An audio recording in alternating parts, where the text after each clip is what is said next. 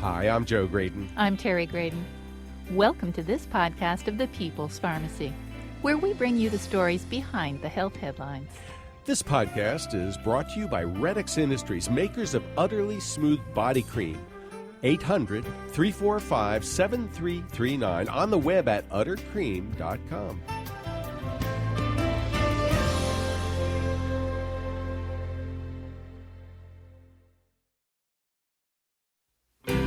Exercise is as powerful as a drug for heart health. What else is exercise good for? Can moving your body help your brain?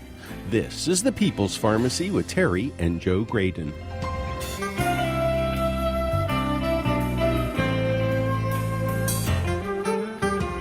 There's increasing confusion about what we should be eating.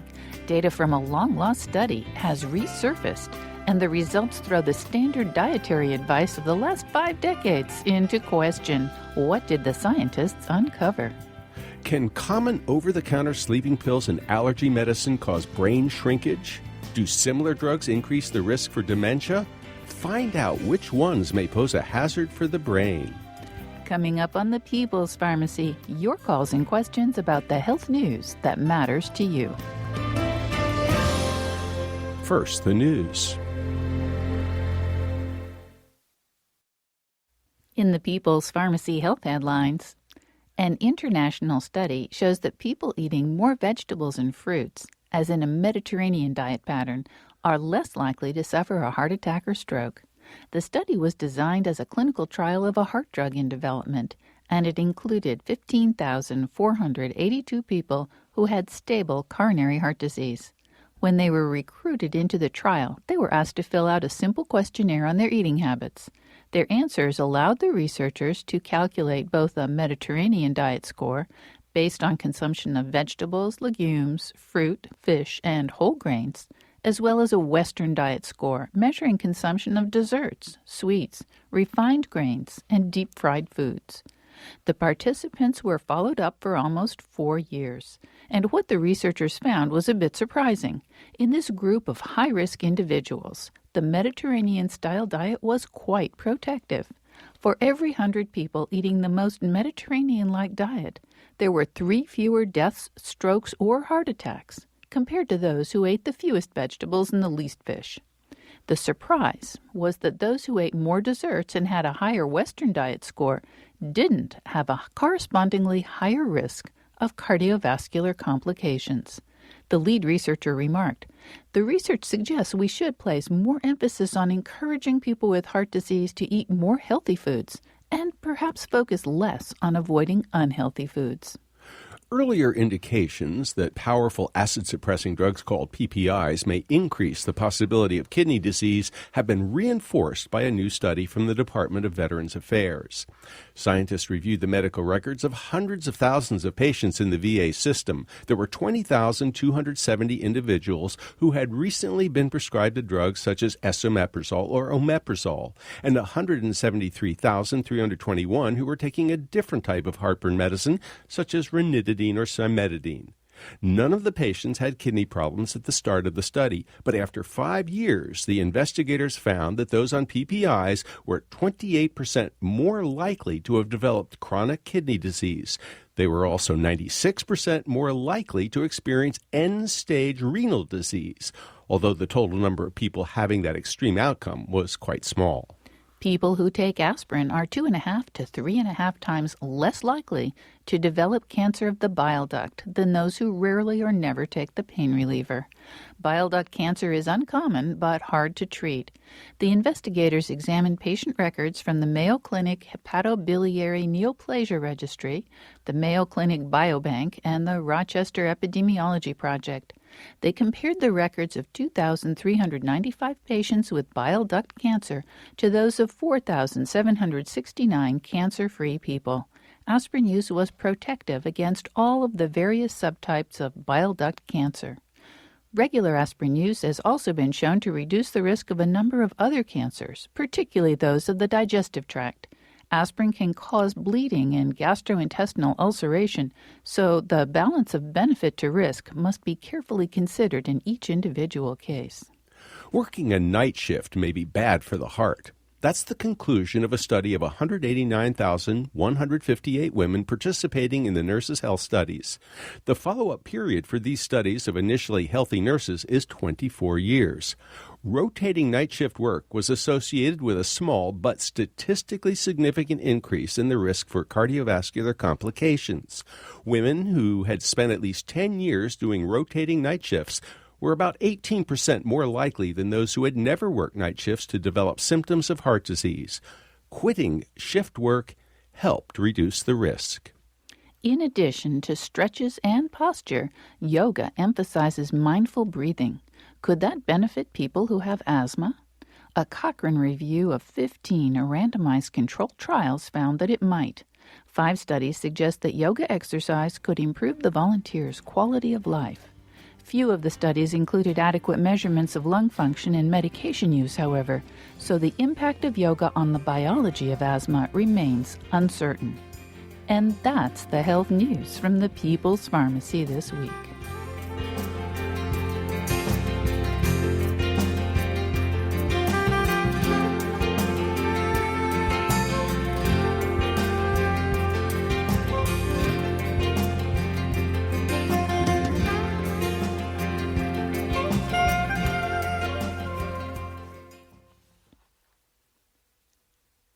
Welcome to the People's Pharmacy. I'm Terry Graydon.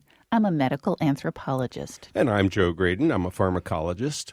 For more than 60 years, we've been told by the American Heart Association and most nutritional experts to substitute polyunsaturated fatty acids, or PUFAs, for saturated fat. That was to lower our cholesterol and protect our hearts. We're talking about vegetable oil, safflower oil, corn oil, sunflower oil.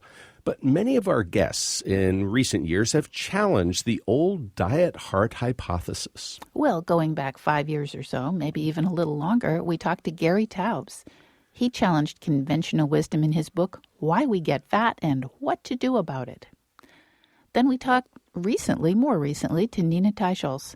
She shared her research about the history of the cholesterol hypothesis in her book, The Big Fat Surprise, Why Butter, Meat, and Cheese Belong in a Healthy Diet. And then Dr. Eric Westman, Associate Professor of Medicine at Duke University School of Medicine, told us why we should flip the food pyramid upside down.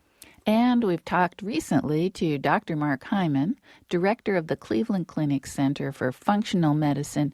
He told us that saturated fat was never the dietary demon people thought it was. Well, what's your take on this major reversal in dietary advice? Does it make you confused and angry, or do you feel vindicated? Are you skeptical that including fat in your food could be healthful? We'd love to hear from you. Give us a call. Our lines are open at 888-472-3366. You can email us, radio@peoplespharmacy.com, or reach us via Twitter @peoplespharmacy. Again, we'd love to hear your story and your thoughts about the diet heart hypothesis. The number again, 888-472-3366. And Joe, we do have an email from Tony in Erie, Pennsylvania, and he wanted us to know that after he heard Dr. Hyman on the People's Pharmacy, he bought the book, Eat Fat, Get Thin, and he has lost 10 pounds in a month. Fantastic. Good going, Tony. Well, Terry, I think what has re-stimulated all of this conversation about fat is an article that appeared in the BMJ on April 13th. Now, the BMJ used to be the British Medical Journal. It is one of the most respected journals in the world, and it was reporting on the Minnesota coronary experiment. And what's so fascinating about this is one of the best studies of its time. So many of the diet studies are what we call epidemiological studies. They're dietary recall studies. They're studies where people kind of go and they look at what happens in the country. Well, some of the best of that variety are cohort studies. There are epidemiologists at Harvard, including Dr. Walter Willett, who run these studies like the Health Professionals Follow-Up Study, the Doctor's Health Study, the Nurses' Health Study, versions 1, 2, and 3. And what they have these people do is every couple years they answer a questionnaire about what did you eat yesterday, and how often do you eat this and that, and what did you do yesterday, and how often do you exercise, and that sort of thing. Lots and lots of stuff about lifestyle. That is epidemiology. So Dr. Ancel Keys, who really started the whole cholesterol theory with his 7-country study, which, by the way, left out a couple of countries like France and Switzerland. But Dr. Ancel Keys and his colleague, Dr. Franz, he said, well, let's do a controlled study.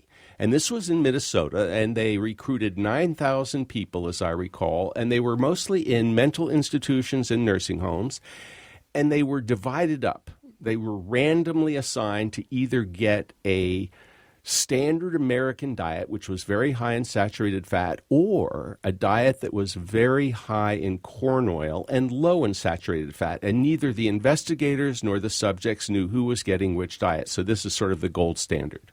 Well, obviously, the investigators knew who was getting which diet, didn't they? No. I mean, the people who were serving the food didn't know. Oh, okay. They kept it all secret. It was computer coded in those days. Goodness gracious. Yes, goodness gracious indeed. That's pretty amazing. It was real high-quality research. And, Joe, I think the most important thing to point out is in those days, I mean, it's so fascinating that this Minnesota coronary experiment is making headlines now because the study started in 1968.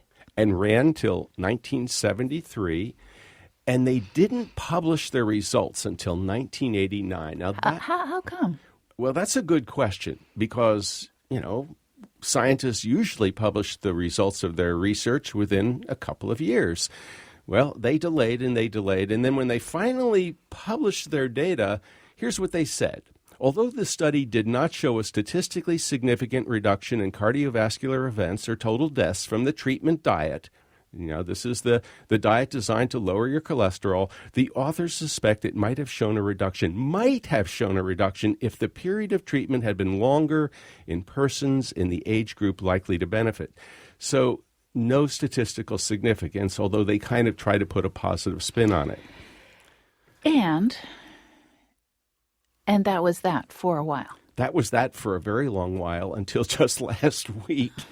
And what happened last week is the new investigators went back and found the original data. They were sitting in a box in a basement.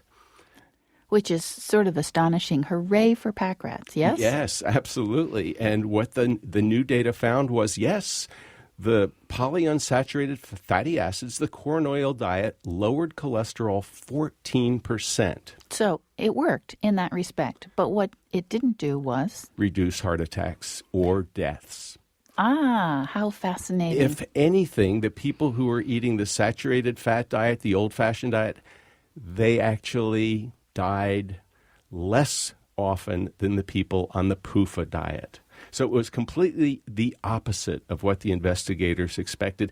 I wonder if the data had actually been treated honestly and published back in those days, if it would have changed dietary patterns for the last 40, 50 years.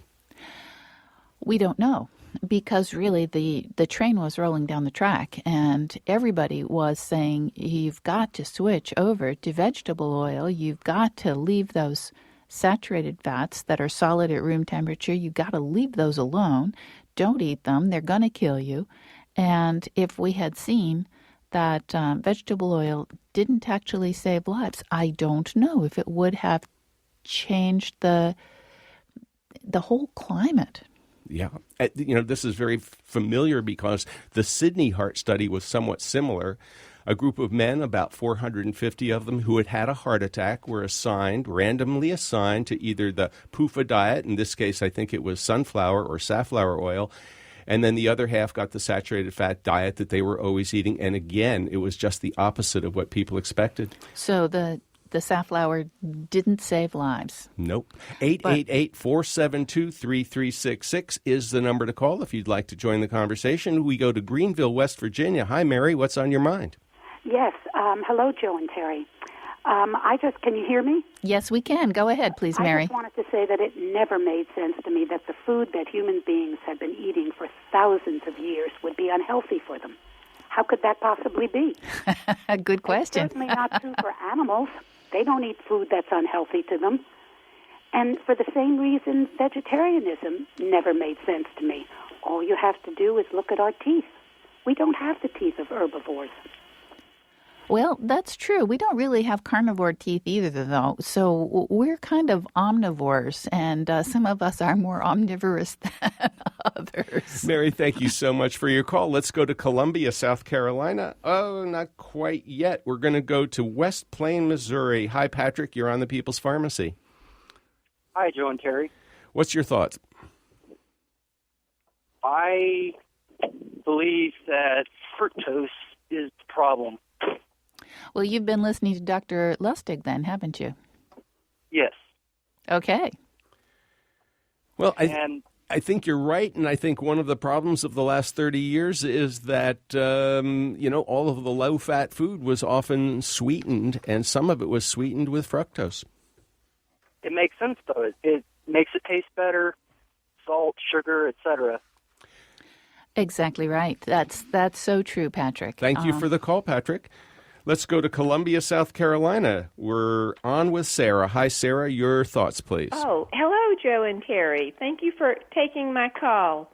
I just wanted to share, a few years ago, I gave up desserts for Lent and then decided just to continue that, and found that basically what I did was I substituted fats for sugar and did not go on a diet, but since have lost about 20 pounds, and my cholesterol has dropped 20 points, and I think that's probably the best thing I ever did. I eat a lot of nuts and fruits, so I have no restrictions on natural sugar, but I try to keep my added sugar to 25 grams a day or less. Sarah, that sounds like a very sensible approach. As an earlier caller was pointing out, eating what people have always eaten, which includes fruits and nuts, makes a lot of sense. And it never made sense to me, Sarah, when the nutritional experts told us not to eat nuts. They were high in fat. I mean, it was so counterintuitive. And now it turns out that we were right and they were wrong. Nuts are good for us. And Joe, Thank you for the call, Sarah. We have an email from Barbara who says, I'm so tired of reading about diet and exercise. The takeaway is that no one knows anything about diet or exercise, but they blather on about it. Who really believes chocolate's a health food? For a few years, we were told to avoid fat. Now fat's good. Don't eat salt. Then we're told we need salt. Eat high protein, eat high carbs, then low protein, low carbs. Why don't they just shut up? She says diet is a 4-letter word. Well, she's certainly right about that. Well, we're going to take a short break, but when we come back, we're going to hear from you about whether you've changed your diet to protect your heart, and we're also going to find out about exercise. How can it help you stay healthy? Share your own experience, 888-472-3366. If our lines are full, you can send us an email, radio@peoplespharmacy.com, or via Twitter. We're at People's Pharmacy. Again, the phone number, if you'd like to join the conversation, 888-472-3366.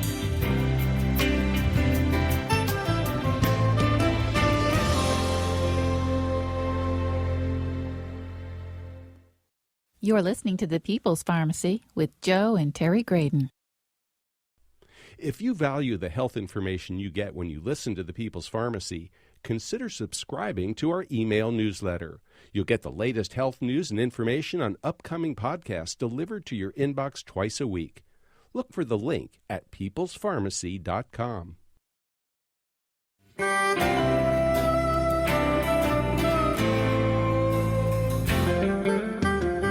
Welcome back to The People's Pharmacy. I'm Terry Graydon. And I'm Joe Graydon. The People's Pharmacy is made possible in part by Red X Industries, makers of utterly smooth creams and lotions that moisturize deeply to make dry skin feel soft and smooth. The number is 800-345-7339. The website is uttercream.com. And if you would like to purchase a CD of this show, you can call 800-732-2334, It's show number 1034. You can also find it at our website. It's peoplespharmacy.com. Today we're talking about how to stay healthy with minimal medications. Our lines are open at 888-472-3366. If you can't get through on the phone, you can email us, radio@peoplespharmacy.com, or via Twitter. We're at People's Pharmacy. Again, to join the conversation, the number is 888-472-3366. A few weeks ago, Dr. Steve Nissen was on the People's Pharmacy. He's chairman of the Robert and Suzanne Tomsich Department of Cardiovascular Medicine at the Cleveland Clinic. He's the co-author with Mark Gillenoff, MD, of Heart 411, the only guide to heart health you'll ever need. We were talking with him on the show about heart disease prevention. You know, Dr. Nissen is one of the country's foremost enthusiasts about statins. We asked him what people can do to prevent heart disease without taking such medication, and here's what he said. Well, lifestyle is still the cornerstone. And, we know that, a good diet, that controlling obesity, keeping your body weight down, having a normal body mass index, and exercise are enormously beneficial.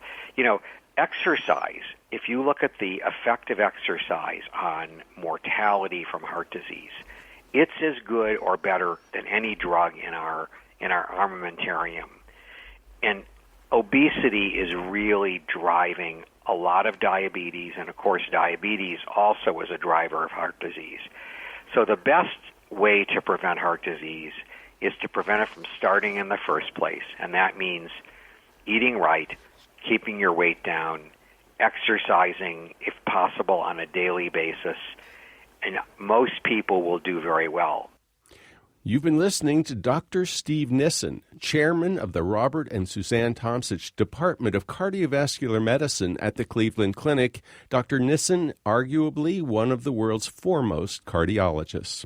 How important is exercise in your life? Has it made a difference in controlling your blood pressure or your weight, your blood sugar, or your cholesterol? You can join the conversation by sharing your story at 888-472-3366. You can email us at radio@peoplespharmacy.com. To learn more about exercise and how we can use it to stay healthy, we turn to Dr. James Blumenthal. He's the J.P. Gimmons Professor of Psychiatry and Behavior Sciences at Duke University School of Medicine. Welcome to the People's Pharmacy, Dr. James Blumenthal. Thank you. Great to be here. Nice to have you back on the People's Pharmacy, Dr. Blumenthal. You are the exercise dude. You've been doing this research for how long? Many, many years. I lost track, I think 30.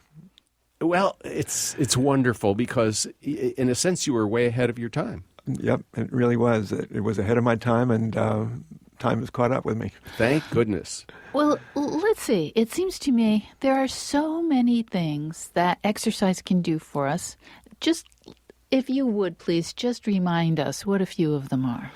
Well, the notion that exercise is beneficial has been around for centuries. And more recently, there's been accumulated research about the benefits of exercise, both physical and mental, so that we know that people who are physically active have a lower risk for cancer, lower risk for gallstones, lower risk for cardiovascular disease, lowers blood pressure, promotes weight loss. So we know all of those physical benefits. We also now realize that exercise also has a number of psychological benefits as well. Well, you say that, we've known this for centuries, but our forefathers, our ancestors, they weren't exercising. They were just doing what they always did, which is they were working, they were walking, they were just doing stuff. I mean, they weren't getting on a treadmill. Correct. They were physically active, and that was part of their lifestyle. Their work was often engaged in physical activity. Nowadays, we're sitting behind a desk. We're much less active. And only a minority of individuals now are physically active. I think 25% meet the guidelines for physical activity. And our kids, they aren't coming home like we did and going out and playing and running around and playing hide and seek and getting on our bikes. They're playing video games.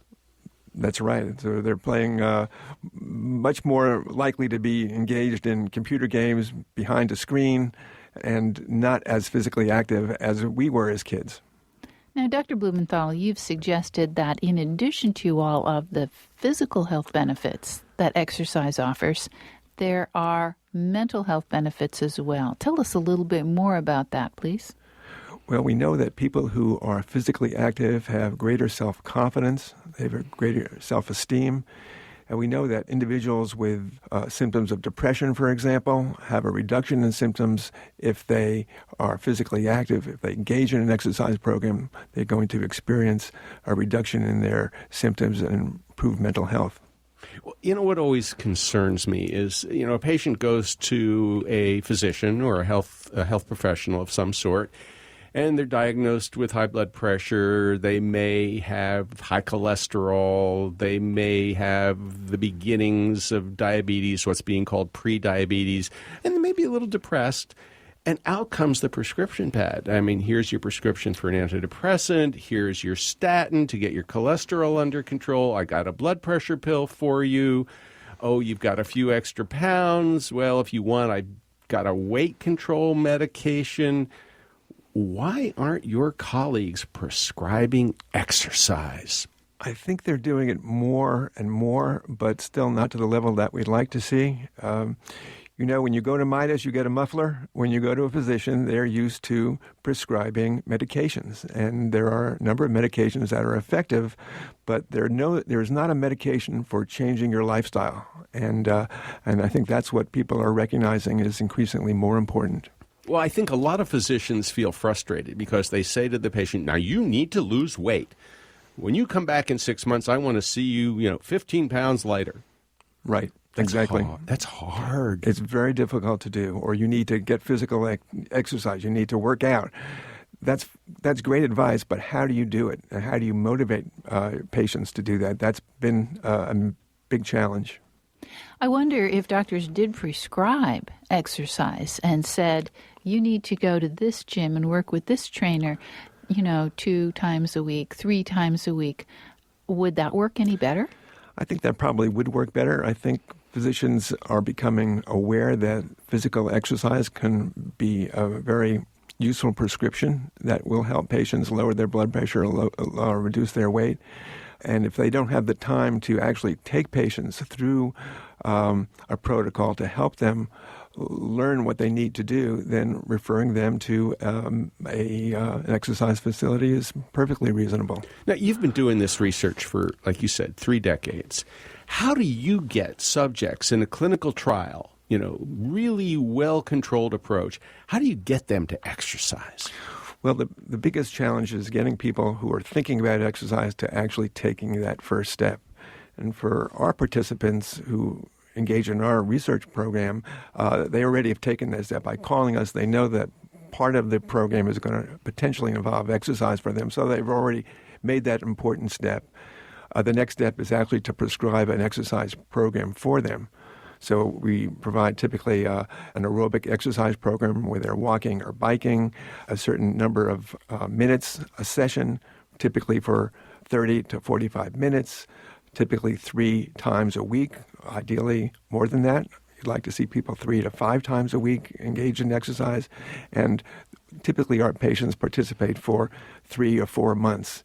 And once they initially engage in the exercise, it typically gets them hooked. We've had very few people who drop out of an exercise program once they started. Even in patients with depression, you think, well, you can't get patients to exercise. They would never volunteer for a study like that. In studies, we've had 150, 200 patients volunteer, excellent adherence, and we have great results with people improving their symptoms and feeling much better about themselves.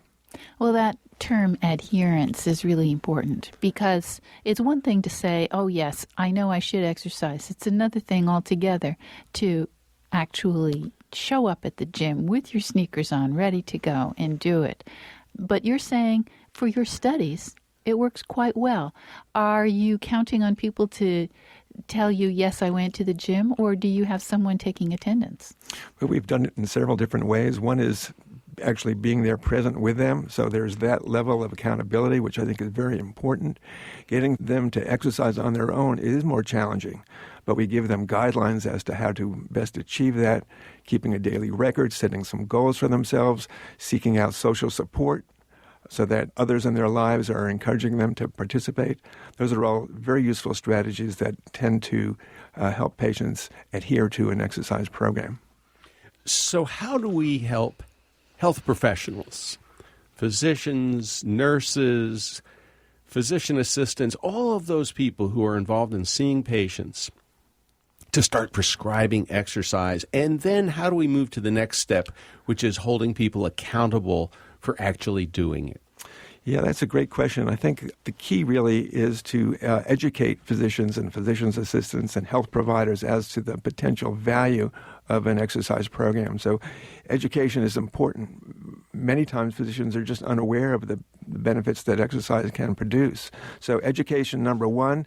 Number two is they need to take the time to spend with their patients to actually prescribe a program and help them go through the process by which they would engage in exercise. And if they don't have the time to do it, then referral to an exercise program or an exercise facility, a local gym certainly is appropriate. And, getting a personal trainer, that's also can be effective. The key is spending the time, taking patients through the steps that they need to know as to what they should do to participate in an exercise program. It involves 4 key elements. Number one, mode of exercise. What are you going to do? It's going to be aerobic exercise, biking or walking. Number 2, frequency. How often? Typically 3 times a week or more. Third, duration. How long you're going to do it? Typically 30 to 45 minutes. And lastly, the intensity. How intense you're going to exercise. And typically a prescription is to 60 to 75% of their maximum aerobic capacity. Now, a lot of your medical colleagues like evidence. Prove it. I mean, I know these medications work. They lower blood pressure. These medications lower LDL cholesterol. Well, exercise, that's a little more squishy. But you've been providing the evidence for decades. What does it show? Well, in terms of blood pressure, we see that exercise itself provides actually very modest benefits in terms of reducing blood pressure. When you add a behavioral weight loss intervention to it, you change people's diet. You know all about the DASH diet, I know. But you combine the DASH diet, weight loss, and exercise, you get very dramatic reductions in blood pressure that are comparable to antihypertensive medications. We also see with depression, when we've compared exercise to antidepressant medications, we see comparable benefits, that exercise is just as good as an antidepressant medication and better than a placebo. So again, it's this evidence that we think is important to get out to physicians so that they're aware of what the evidence is so they can make their decisions as to what to prescribe for their patients.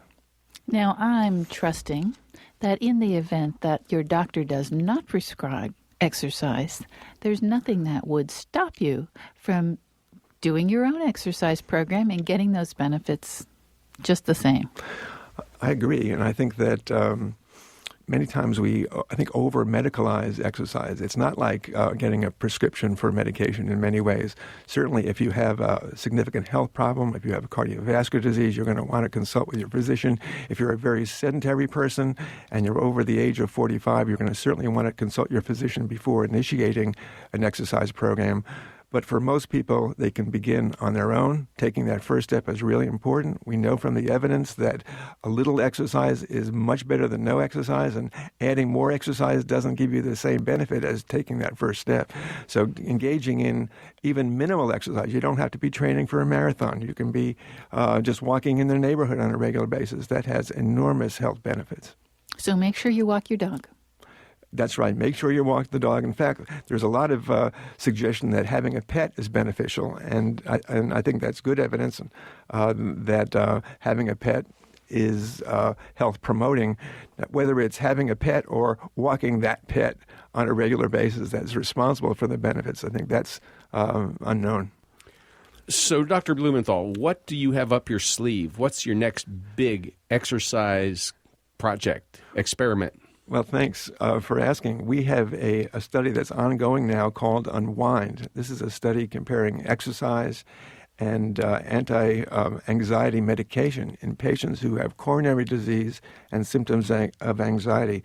We know that anxiety is not uncommon in heart patients, and it also seems to put them at greater risk. So we want to see if, in fact, reducing their anxiety with exercise or medication can improve not only their mental health and improve their quality of life, but also improve their cardiovascular risk.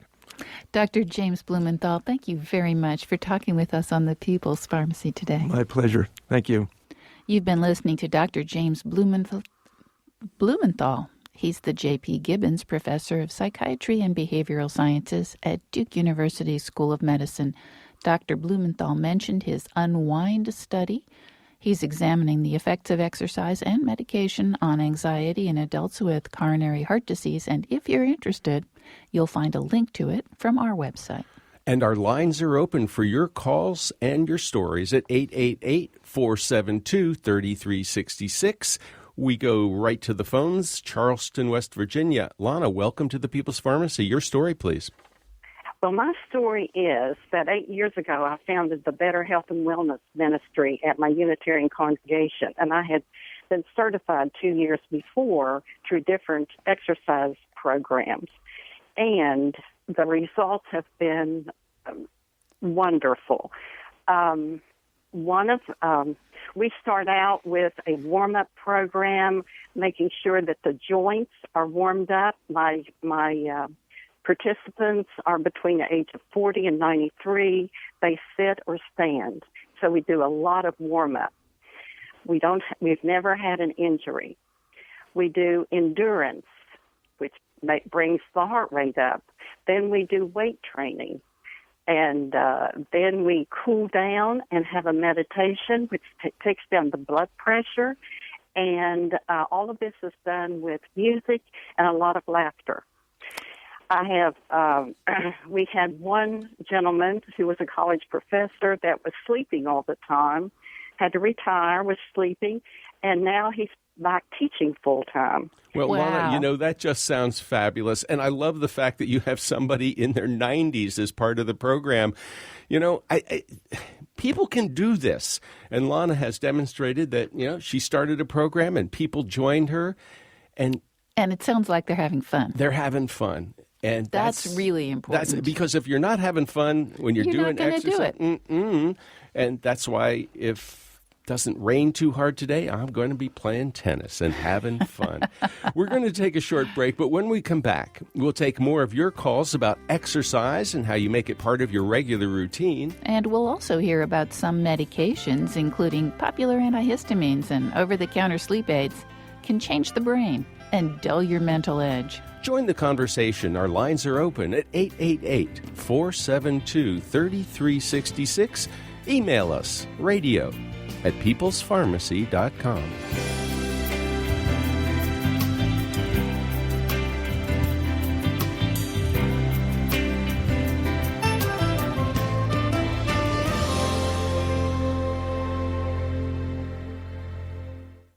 You're listening to The People's Pharmacy with Joe and Terry Graydon. Thanks for listening to this podcast of The People's Pharmacy. If you like it, why not rate or review it in the iTunes store? We'd appreciate it.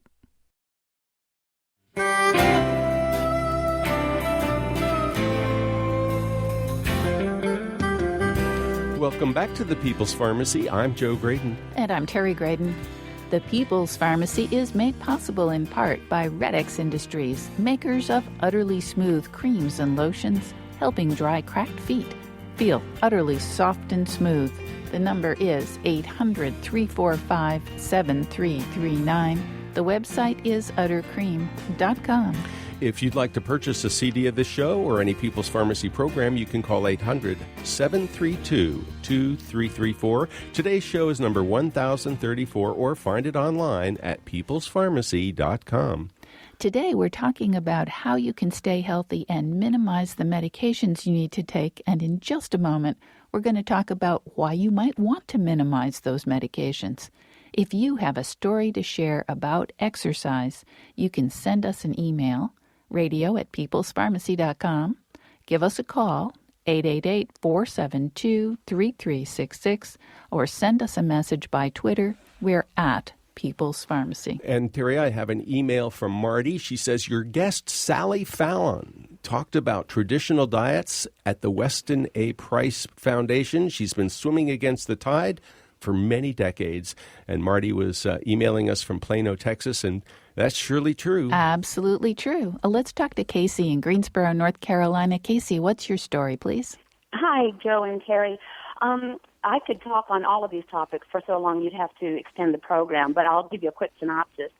I have recently lost just over 80 pounds. Congratulations. Wow. I'm 58 years old today, and I've been heavy since I'm my mid-20s. Happy birthday. Thank you. And for my birthday this morning, my husband made me 3 scrambled eggs and 2 thick slices of bacon and put heavy cream in my coffee. All that to say, the nutritional misinformation that you were discussing earlier in the show is dead on. A couple of years ago, just kind of out of desperation, both sides of my family were hypertensive, type 2 diabetics, congestive heart failure, the whole thing, and I was on deck. I came across a video of Dr. Eric Westmans from Duke, and it's a little 20-minute video of him talking to some clinic patients about kind of reversing and doing the opposite of what we've been told to do.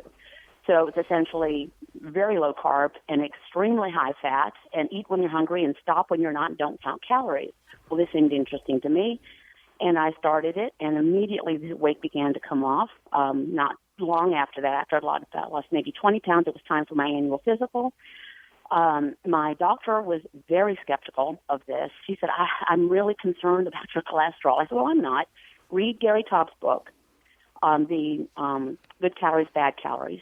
And, call my doctor, not my doctor, Dr. Westman. He'll talk to people. Anyway, she says, well, okay, keep it up, but I'm really concerned. I said, well, let's do full blood work. So I went from having high blood pressure, high blood sugar, and high triglycerides and low HDL to having all of those be perfect.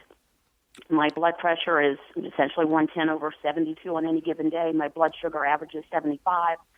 My triglycerides went to 65 and my HDL was 100. Oh, my goodness. It was perfect. Casey, perfect. What an amazing story. And, it's so interesting. We talked with Mark Hyman just recently, and his book is Eat Fat, Get Thin. And you've done it. The example. Exactly it. Well, Thanks thank so you for much your for call. sharing your story. And once again, happy birthday. Well, thank you. It's so interesting. We have, an N of 1 with Casey, but she's not the only one. No, she's not. But, Joe, we also have a dissenter. Mike in Sheboygan, Wisconsin says, you are doing your listeners a disservice by continuing to hammer away at the fat question. The question isn't saturated fat versus vegetable oil. It should be fat versus no fat. A vegetarian no-fat diet will eliminate heart disease like no other diet. And he says we should be looking at the findings of the no-fat diet as proposed by the Forks Over Knives program, Dr. Caldwell Esselstyn, and others in the field of cardiology. So that is Mike. He says we are doing people a disservice. Now, what I think is that a very low-fat diet is going to work very well for some people, whereas a high-fat diet is going to work very well for other people. So it's sort of up to the individual's biology. Are going to need to do their own experiments. Joanne did hers. She says, I've been my own experiment regarding the latest recommendations. In my 20s, 30s, and 40s, I adhered to a low-fat diet. I exercised 5 times a week. Despite my efforts during my 40s, I continued to gain weight, much to my dismay. I went to bed with heartburn and was up often during the night to empty my bladder. At 50, I made serious changes to my diet. I reduced sugar and simple carbohydrates to very low levels. I eat a lot more full-fat dairy. I'm back to my high school weight. I exercise mostly by walking every day, and my triglycerides have gone down significantly. I'm no longer up during the night, and my heartburn is gone. Thank you, Joanne. Let's go right back to the phones. 888-472-3366 is the number to call. Cliff in Artesia, New Mexico, welcome to the People's Pharmacy. Tell us what's on your mind. Well, hi, Joe and Terry. Thank you so very much. You have a fantastic program this morning, I think. Well, thank you, Cliff. What's on your mind? Well, an individual thinks for himself. A person that's involved in programs, of different things, they tend to take on the characteristics of the people around them. But a person, I feel, has the advantage if they can experiment with how they feel every morning, pay attention to what they're doing, what they're eating, and how that affects their health. I'm 72 years old, and I don't take any medication at all, not even aspirin. I do walk sometimes 5 miles a day, sometimes 1 mile. I work hard. I live out in the country, and I have lots of pets. Well, it sounds like you're doing everything right, Cliff, and you're right. Your mind has such a profound impact on, what you're going to do. You have to be motivated, and that comes from internal. And I do think that it makes a lot of sense for people to pay attention to how they're feeling and how what they do affects how they're feeling. We just have a moment or two left before we go to another topic, but Philip in Black Mountain, North Carolina, what's on your mind? Hi, Joe. Hi, Terry. Diet, exercise, and seeing the right doctor, a physician who's willing to practice integrative medicine rather than pop pills. I have improved my health over the past 10 years tremendously. I'm in better shape than I was when I was 70. So my thing is eat whole foods, no manufactured stuff. Use coconut oil on my skin, no manufactured stuff, etc. And exercise every single day. Well, Philip, I think a lot of our guests would definitely agree with you. If you don't eat the manufactured stuff, you are actually going to end up eating a whole foods diet, and that is good for you.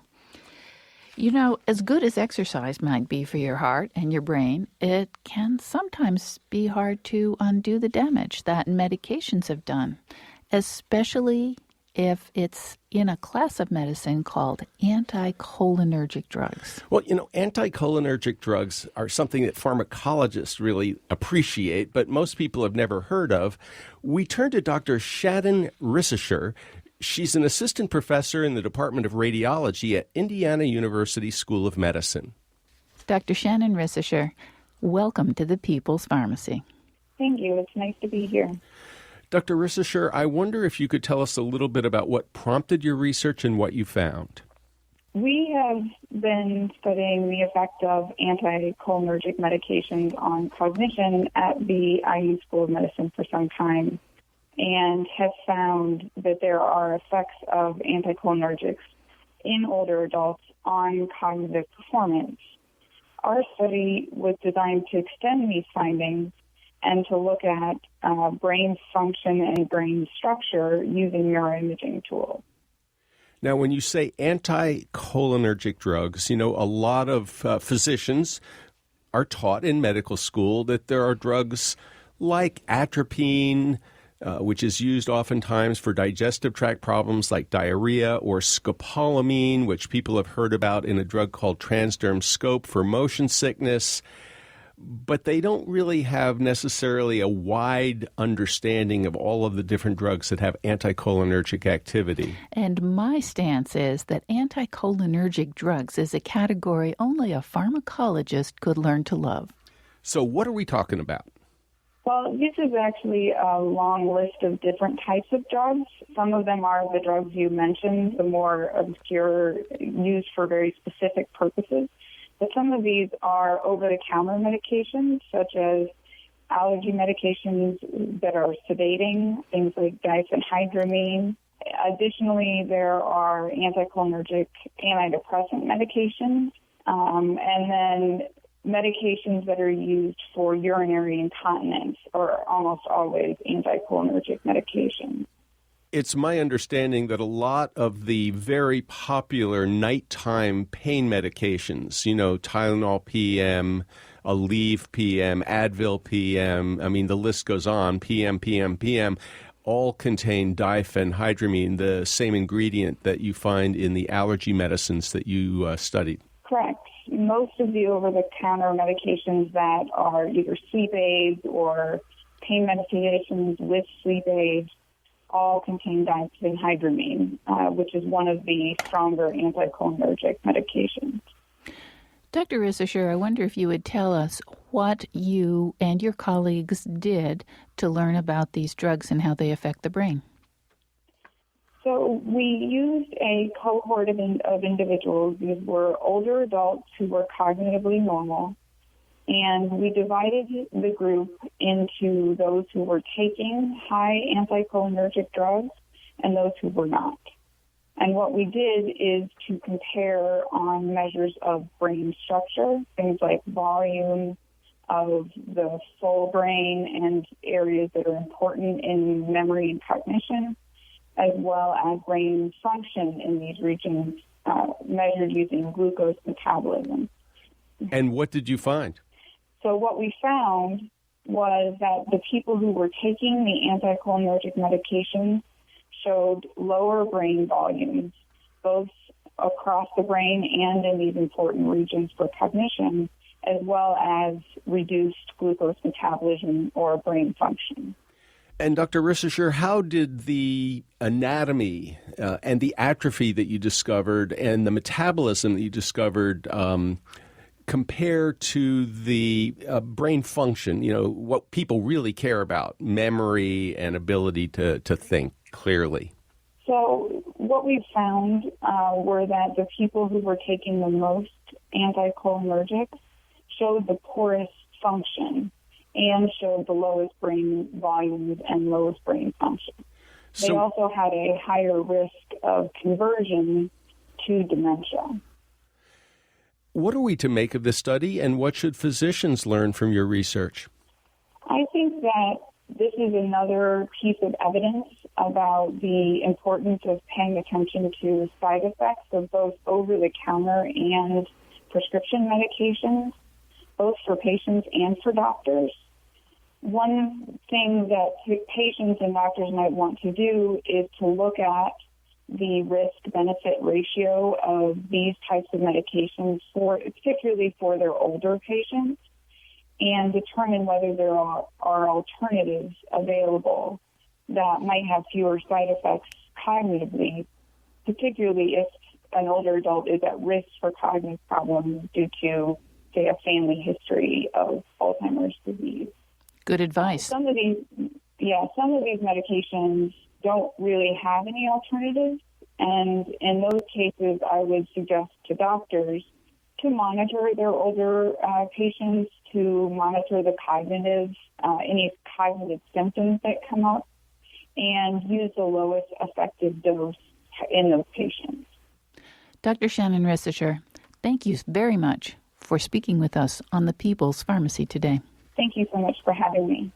You've been listening to Dr. Shannon Rissischer, Assistant Professor in the Department of Radiology at Indiana University School of Medicine. We caught up with her on her cell phone. We apologize you might not have been able to hear her as well as you would have liked. Her article was published in JAMA Neurology, and you can find a link to it from our website. Also on our website, you'll find a list of the drugs she was talking about, the anticholinergic drugs. Well, you'll find a long list of anticholinergic drugs on peoplespharmacy.com, and you'll be surprised. I mean, amitriptyline, Elavil, for example, that some people take for nerve problems, is a strong anticholinergic medication. Other drugs that can have anticholinergic activity include chlorpheniramine, an over-the-counter antihistamine. The motion sickness medicine, Dramamine, dimenhydrinate, can also do it. There are literally dozens and dozens of drugs. And here are just some of the side effects of anticholinergic drugs: dry mouth and nose, decreased sweating, constipation, dizziness, drowsiness, headache, difficult urination, confusion, disorientation, and memory problems. You should find out if one of your medications might be causing some of those side effects, and you may want to talk to your doctor about that. Again, you can find a list of anticholinergic drugs at peoplespharmacy.com. There are a lot of medications that you may not realize have this kind of activity, and we'd like to hear about your experience. Have you ever taken Benadryl and experienced drowsiness? Have you ever taken Benadryl and not experienced drowsiness? Well, I never have. There's that possibility. 888-472-3366 is the number to call, and you can share your experience at radio@peoplespharmacy.com. And Joe, we have a message from Grace by way of email. She's talking about exercise rather than anticholinergic drugs. And she says, I'm very interested in health, wellness. It's exciting to see the shift back towards a whole foods, high-fat, traditional human diet. And it's exciting to hear about doctors prescribing exercise.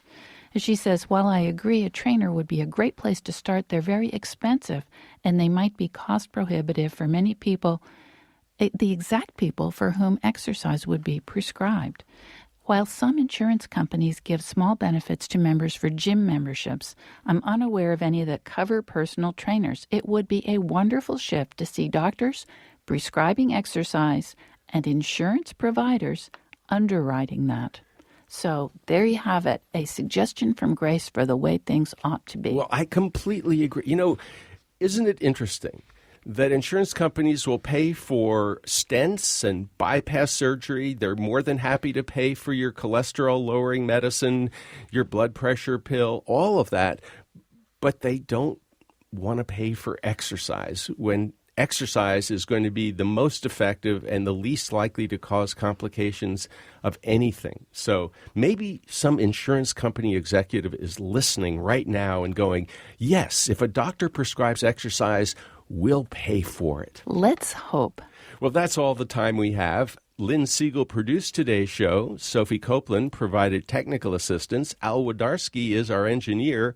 Dave Graydon edits our interviews. The People's Pharmacy is produced at the studios of North Carolina Public Radio, WUNC, which is celebrating its 40th anniversary. Happy anniversary, WUNC. The People's Pharmacy theme music is by B.J. Liederman. The People's Pharmacy is made possible by Redex Industries, makers of Utterly Smooth Extra Care 20 Cream with 20% urea for extra skin protection. 800-345-7339, online at uttercream.com. If you'd like to order today's show, the number is 800-732-2334. It's show number 1034. Again, the number to order today's show or any People's Pharmacy program, 800-732-2334, online at peoplespharmacy.com. And when you go to the site, you can find that list of anticholinergic drugs if you'd like to know whether your medication has anticholinergic activity. You may also want to find out more about Dr. Blumenthal's study. What's it called again, Terry? Unwind. And that's there as well. It's all there at peoplespharmacy.com. In Durham, North Carolina, I'm Joe Graydon. And I'm Terry Graydon. Thanks for listening. Please join us again next week.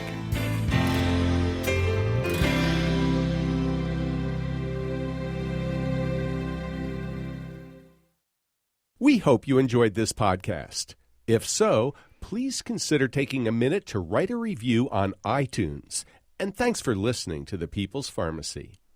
American Giant makes great clothing, sweatshirts, jeans, and more right here in the U.S. Visit American-Giant.com and get 20% off your first order with code STAPLE20. That's 20% off your first order at American-Giant.com, code STAPLE20.